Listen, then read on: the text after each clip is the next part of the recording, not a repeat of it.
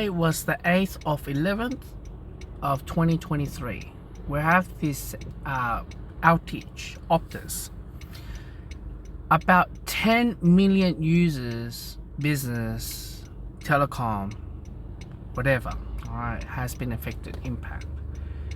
That means broadband, telecommunication, and those who does business, one of the business products, such as one of them I could think of is using, ATM. FPOS. Right, so you're required to have a SIM. Maybe you have Telstra, maybe you have Optus or whatever. We've just signed up Optus, right, for the business. Right, now what I'm trying to say here in the video is the fact that it happened. Boohoo, move it on. But could you imagine? This is a laughing stock for many. I'll only say a first world country in Australia. Right? Yes, we have a big country, but we have a small population, about 25 or 26 or 27 million people population. So-called next 2 years, we are going to go through cashless society.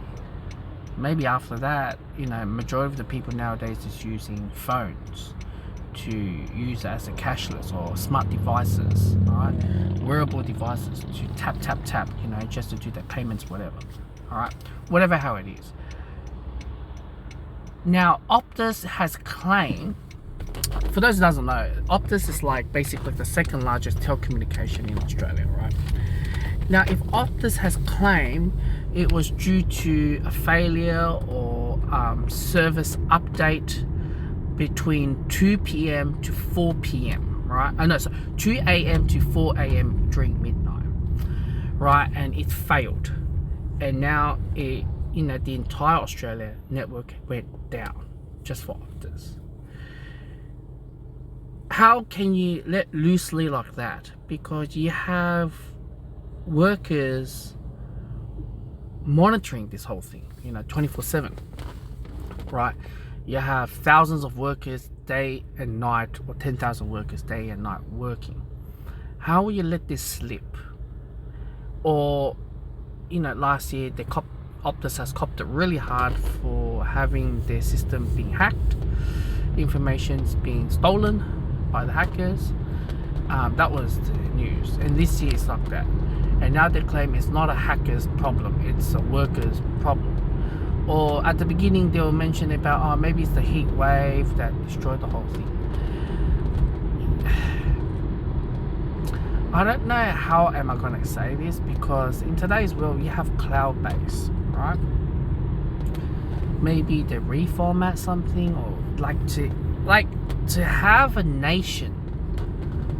Optus went down. I understand if you're doing it for each state by each state, but to have a whole nation stand still yesterday, and it's not only just Optus, companies who use their provider, their services as well, like I use Amazing or other brands, they're all impacted because of that. And that's why it just doesn't make sense, because it makes sense if there's an outage on a state level, but it looks bad on a company where you have tens of thousands of workers working day and night and having this problem.